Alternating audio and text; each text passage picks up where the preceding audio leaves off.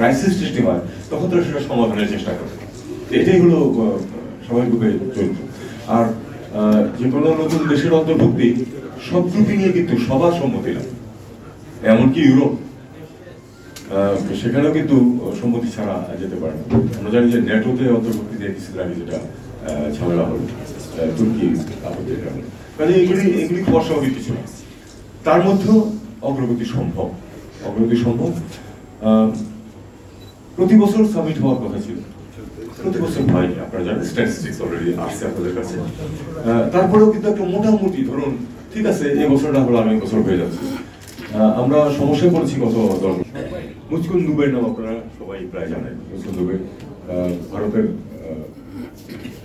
এখানে high commissioner ছিলেন, পরে পররাষ্ট্র সচিব ছিলেন, এবং মুচকুন দুবে কিন্তু আমরা আমার জেনারেল বিচারে উনি আঞ্চলিক যে একটা স্বার্থ সংশ্লিষ্ট বিষয় এগুলিতে তিনি খুব পজিটিভ ছিলেন। আমি বলবো যে বাংলাদেশের বিষয়ে, বাংলাদেশ ভারত সম্পর্কের বিষয়ে উনি খুব পজিটিভ ভূমিকা নেওয়ার চেষ্টা করেছেন সবসময়। উনি বেশ কয়েক বছর আগে মারা গেছেন। উনি বেশ কয়েক বছর আগে ঢাকায় এসেছিলেন, তখন সাংবাদিকরা আপনাদের মধ্যে হয়তো কেউ ছিলেন কিনা জানি না, প্রশ্ন করেছিলেন যে স্যার কি মৃত? উনি একটা চমৎকার দিয়েছেন যে মনে হচ্ছে মৃত, তবে তাকে কবর দেবেন। মনে হচ্ছে মৃত কিন্তু কবর দেবেন, কারণ এটা আবার জেগে উঠতে পারে। সব রাষ্ট্র বা সরকার প্রধান একসাথে হন এবং সাইডলাইনে প্রচুর মিটিং হয়।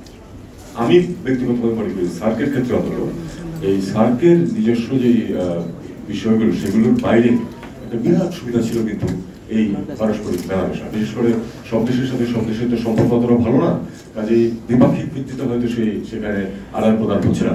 কিন্তু যেটা হতো যে সার্ক সামিটে তারা প্রত্যেকের সাথে দেখা করতেন, ঠিক আছে সমস্যা আছে, তার কিছু তো অন্তত সেটাকে স্তীমিত করার ব্যবস্থা, সমাধান না হোক অন্তত ফ্লেয়ার আপ না করে, সেক্ষেত্রে এই যে মিথস্ক্রিয়াটা হতো সবগুলো দেশের মধ্যে, আপনি চিন্তা করেন 8টা দেশ কিন্তু 56টা মিটিং কিন্তু হয়ে যেত, 2জন বা 3জন কাজ শুরু করেছেন শেষ করেছেন, তারা একটি সামিটও কিন্তু করতে পারেনি, একটি মিনিস্টার মিটিংও করতে পারেনি। এটা তাদের জন্য এক ধরনের দুঃখজনক, এবং সব দেশের জন্যই এটা একটা খারাপ বিষয়। তো আমাদেরকে আশাবাদী হতে হবে, আমাদেরকে চিন্তা করতে হবে যে আমরা সামনে আসলেই সার্ককে রিজুভেটেড করা যায় কিনা। ঠিক আছে, খুব বেশি সাফল্য আমরা হয়তো আশা করবো না, কারণ আমরা সামিট লেভেল যত তাড়াতাড়ি যেতে পেরেছিলাম এরপরে অগ্রগতি তত বেশি হয়নি, এটা আমরা জানি। আমি এখানে একটি কথা শুধু উল্লেখ করবো যে আমার পূর্ববর্তী বক্তারা তাদের মতামত দিয়েছেন, অবশ্যই সেগুলি প্রাণীদানযোগ্য, কিন্তু আমি খুব একটা পজিটিভ ভাইব পেয়েছি কিন্তু আব্দুল আলম মিটু সাহেবের মুখ থেকে। উনি ওই কন্ট্রোভার্সিতে জানেন, উনি বলেছেন যে ব্যবসায়িক স্বার্থ, অর্থনৈতিক স্বার্থের কারণেই তো আমরা একসাথে হতে চাই। আমরা চাই যে আমাদের সবারই, বিশেষ করে সবচেয়ে দরিদ্র অঞ্চল পৃথিবীর অন্যতম, সবচেয়ে বলবো না, আমি আফ্রিকাতে ছিলাম, দারিদ্র কি আমি সেটা দেখে সেখানে আমি সেটা দেখে এসেছি। আমি প্রচুর ভ্রমণ করেছি আফ্রিকাতে, প্রচন্ড চরম দারিদ্র আছে সেখানে এখন, যে কারণে তারা আফ্রিকার পক্ষে আন্তর্জাতিক সংস্থাগুলোতে কিন্তু অনেক সিদ্ধান্ত নিতে পারে খুব সহজে। খেয়াল করে দেখবেন আপনি জিনিসটা, প্রচুর সংগঠনের প্রধান বা দ্বিতীয় প্রধান পদে কিন্তু আফ্রিকানরা ঢুকে পড়তে পারে।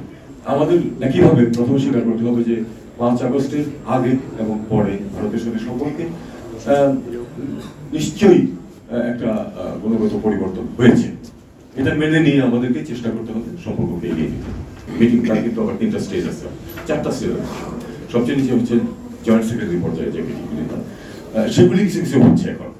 কিন্তু আমাদের যদি উত্তরণ করতে হয় তাহলে প্রথমে করতে হবে যে পররাষ্ট্র সচিব পর্যায়ে স্ট্যান্ডিং কমিটি আছে, তার একটা মিটিং আমাদের করতে হবে। আমরা এখন চেষ্টা করবো সেটা করার জন্য আমরা সবাইকে আহ্বান জানাবো, ভারত সহ, যে আমরা এই পর্যায়ে অন্তত পক্ষে যেন একটা স্ট্যান্ডিং কমিটি মিটিং করে ফেলি। স্ট্যান্ডিং কমিটি মিটিং না হলে যেটা সমস্যা হয়, সার্ক সেক্রেটারিদের পক্ষ থেকে বিভিন্ন টেকনিক্যাল কমিটির পক্ষ থেকে যেগুলি সিদ্ধান্ত হয় তারা কিন্তু সেই সিদ্ধান্ত চূড়ান্ত করতে পারে না।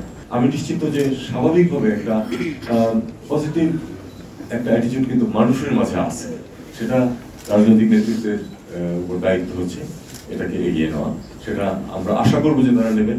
শুরু হোক একটা সচিব পর্যায়ের বৈঠক দিয়ে, যেটা কিন্তু গত 10 বছর হয়নি।